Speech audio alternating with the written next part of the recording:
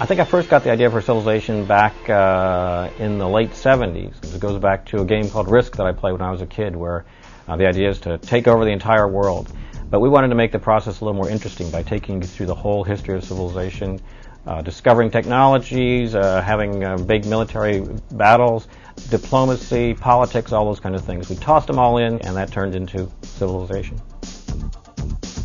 The biggest challenge, I think, is the legacy.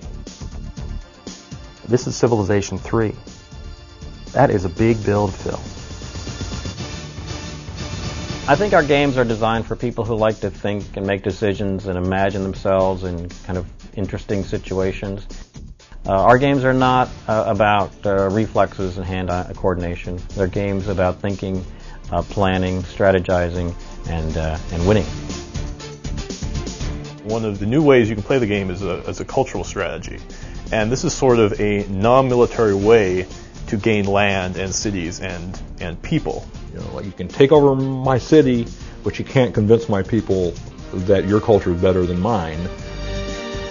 If you actually ratchet your culture high enough, cities that border your territory will actually start converting to your civilization. I try to build these big honking cultural centers in the game, which make it difficult for other people to take over my empire, because when they do, they get sort of subsumed in my culture. I think we have a kind of a unique game development style in that we're all primarily game players. We love to play games. And this here is Civ III. I'm going to start a new game. We don't design games in a vacuum with a big storyboard and flowchart and put a bunch of pieces together and hope that it works. We're playing the game day in and day out. And we don't like, we take it out of the game and put something else in. So you're getting a game in Civ III that's been played and played and played by people who really love games. There are a lot of games where you would have to play the interface and sort of figure out the interface as a puzzle. So we decided to strip the interface down, take art away that was just there for art's sake, and leave a very clean interface. And we got this thing stripped down to sort of fighting weight. What size world would you like? This game runs amazingly smooth. You can play this game for hours, never have a problem, never.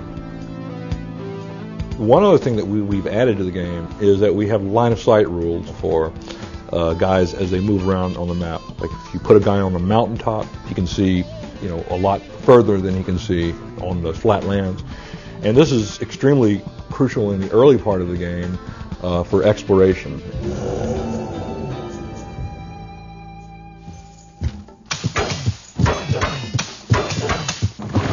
Audio in Civ III, we have really reached new levels and heights with in terms of timing, specifically to unit animations.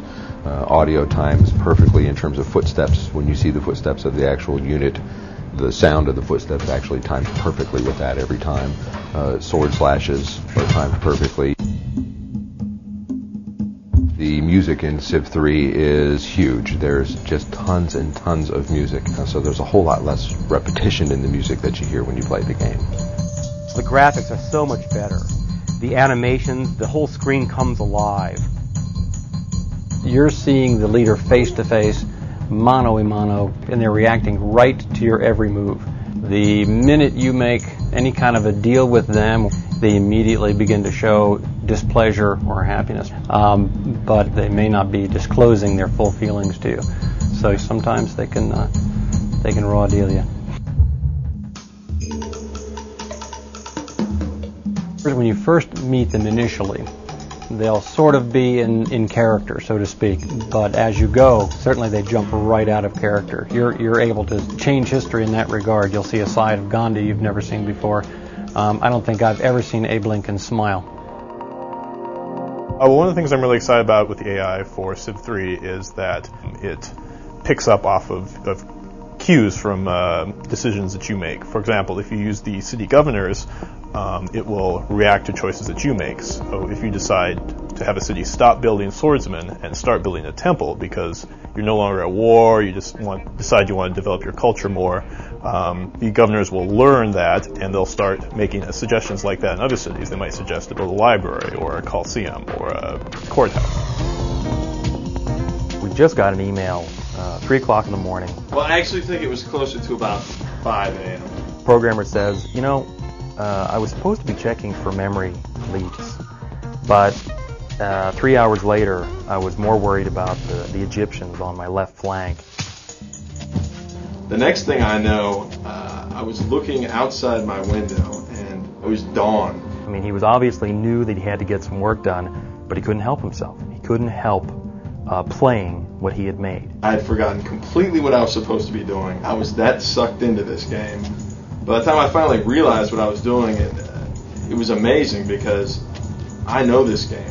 I helped write this game, and I spent like a year of my life working on this game, and then I was still drawn into it. You know, it's the only game where it's just one more turn, and I just can't stop. And I couldn't stop, even though it was Sunday morning at 5 in the morning. That is the biggest draw of this game, is the one more turn legacy. Just one more turn. Give me one more turn. And of course, people play, and then they look up, and it's 3 a.m. They got to go to work tomorrow, and they're cursing us under their breath. You're ruining my life because I just had to have that one more turn.